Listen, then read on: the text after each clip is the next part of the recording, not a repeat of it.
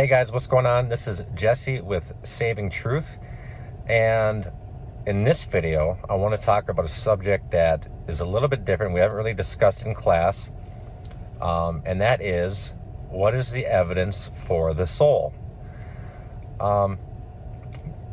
So the reason why it's good to have some evidence for the reason that we have a soul is because sometimes you'll be dealing with people who are materialists or naturalists. And a materialist or naturalist is someone that believes that all there is the material, physical world. That it's basically everything comes down to atoms, molecules, subatomic particles, just physical stuff. And that's what everything's comprised of, even us, right?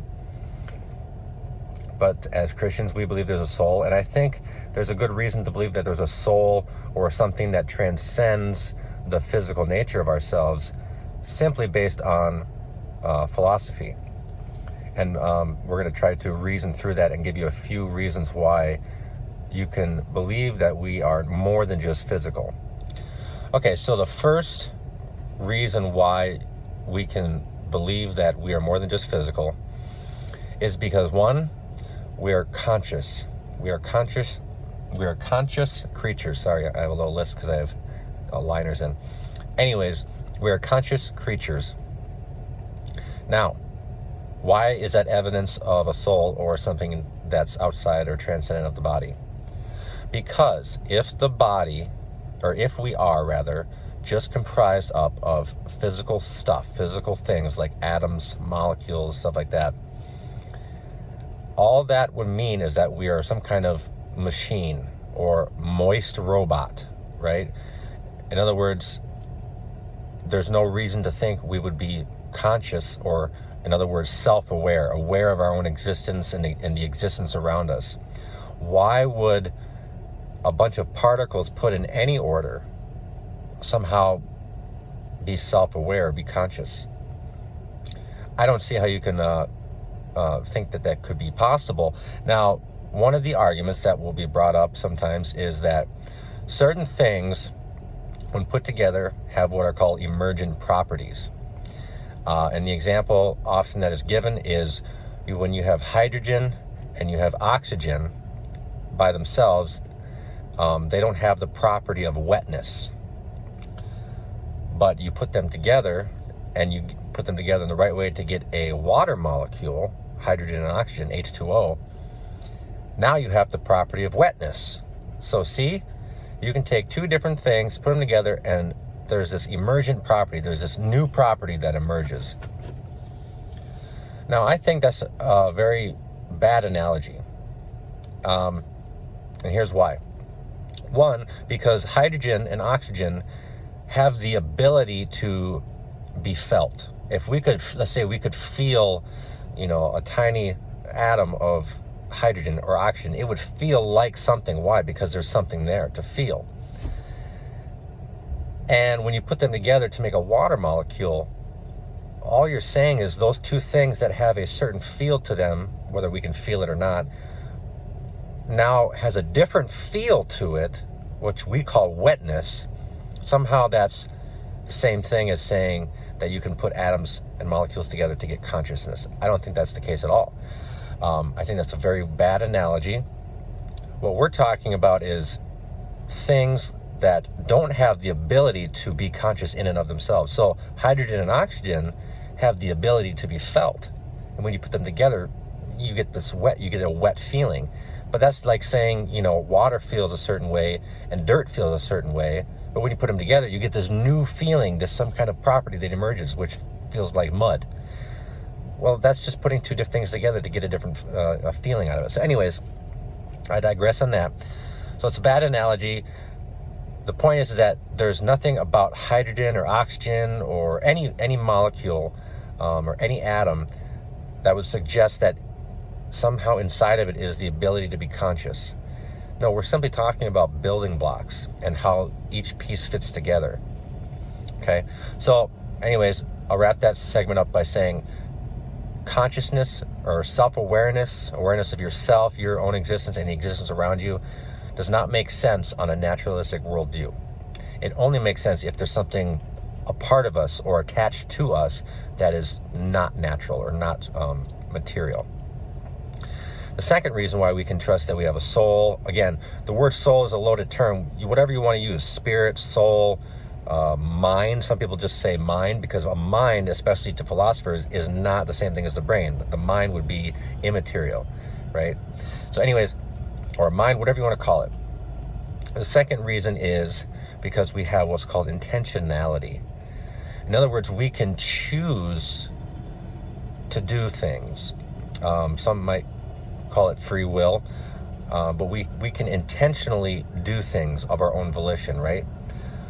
But when you think about something that's just comprised of building blocks or parts, let's say a car engine or some type of, even a computer, you have all these intricate parts put together in an intricate way. But does a computer choose to do anything of its own volition? No. It only does things because it was programmed to do certain things under certain inputs, right? You input this letter G, it's already programmed and it knows what to do because it's programmed that way. It's not choosing. It's not like, you could hit the letter G and it's like, you know what, I'm not going to put a G on the screen, I'm going to put an H. You know what I mean? So it doesn't choose of its own volition. So choice or intentionality is not easily explained on a naturalistic worldview. And then finally, there are other reasons, but I'll wrap it up with this one. And this is one I like to go to, is individuality. Now, we know we have consciousness, right? I don't think anybody's going to deny that. The question is what is consciousness, right? And my question is what are you specifically? Because your consciousness is not my consciousness. And my consciousness is not anybody else's consciousness. You have, 8 billion people on the planet, and they all have their own unique consciousness. Nobody can, have an experience of someone else's consciousness. So we're all individuals. But if we're all just the same parts, pretty much the same parts, and we're put together pretty much the same way, why is that? And here's a little thought experiment.